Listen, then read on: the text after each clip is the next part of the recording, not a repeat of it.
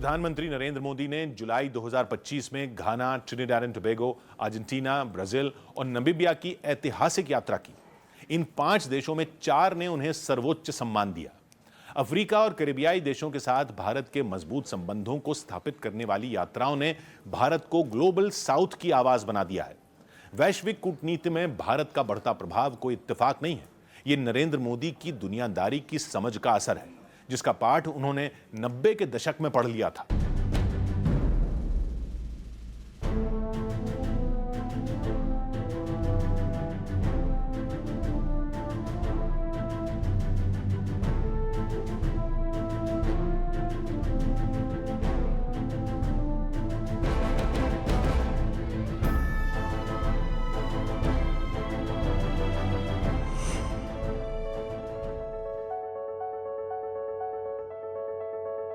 घाना की संसद को संबोधित करते हुए प्रधानमंत्री नरेंद्र मोदी ने कुछ आंकड़ों का जिक्र किया, तब पूरी संसद ठहाकों से गूंज उठी। India has over 2,500 political parties.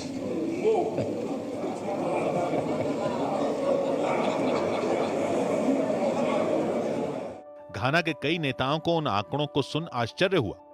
2,500 political parties.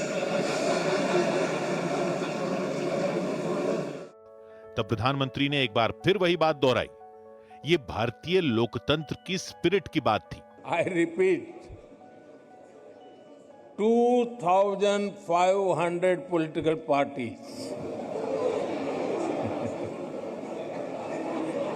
22 official languages. Thousands of dialects. Narendra Modi को सुनने का आनंद किसे नहीं चाहिए।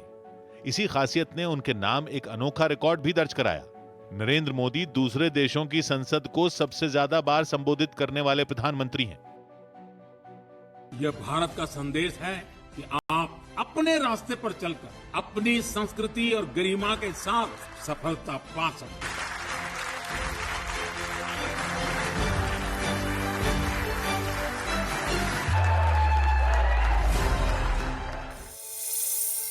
प्रधानमंत्री नरेंद्र मोदी 17 बार विदेशों की संसद में भाषण दे चुके हैं।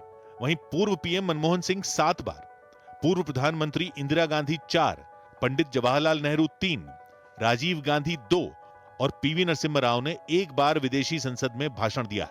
पूर्व प्रधानमंत्री अटल बिहारी वाजपेयी 2 बार विदेशों की संसद को संबोधित कर चुके हैं, जबकि जनता पार्टी के मोरारजी देसाई को यह मौका सिर्फ 1 बार मिला था।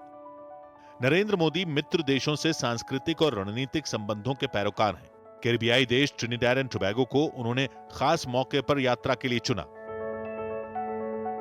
ट्रिनिडाड एंड टोबैगो में साल 1845 में पहली बार भारतीय प्रवासी पहुंचे थे, जिसकी 180वीं वर्षगांठ के अवसर पर भारत के प्रधानमंत्री मेहमान बनकर ट्रिनिडाड एंड टोबैगो पहुंचे।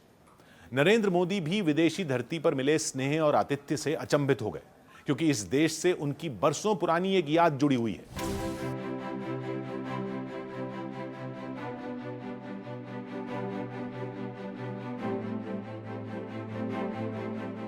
ट्रिनिडाड एंड टोबैगो की प्रधानमंत्री कमला प्रसाद बिसेसर पीएम मोदी के स्वागत में एयरपोर्ट पर आईं।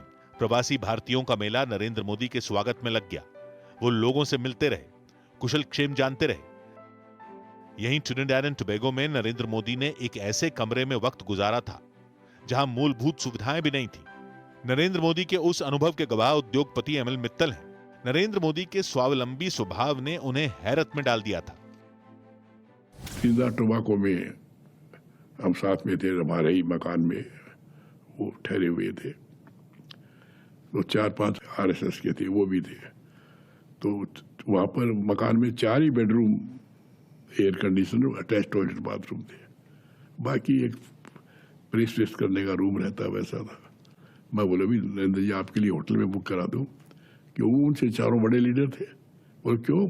हमारे यहाँ तो या मेरे रूम में सो जाओ। तो देखिए घूम फिर करके जो प्रेस करने का एक छोटा सा रूम कमरा था, न टॉयलेट न बाथरूम न एयर कंडीशन। बोलो मेरे लिए तो सूटेबल यही है, क्यों? बोलो ऐसे में भी नहीं सोता मैं।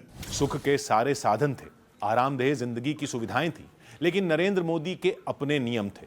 समय के पाबंद नरेंद्र मोदी की दिनचर्या विदेशी धरती पर भी जस की तस थी।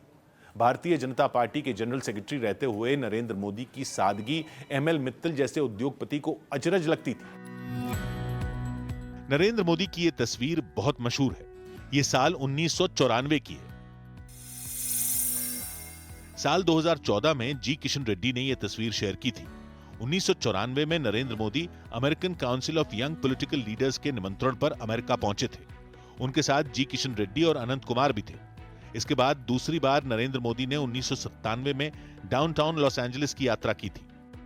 दूर देश की यात्राओं ने नरेंद्र मोदी को रचनात्मक बनाया, उनके दृष्टिकोण को व्यापक बनाया।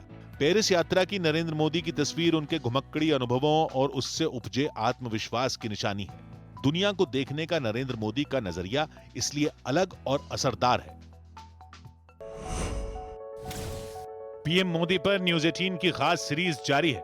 कल रात 10:15 पर देखना ना भूलें।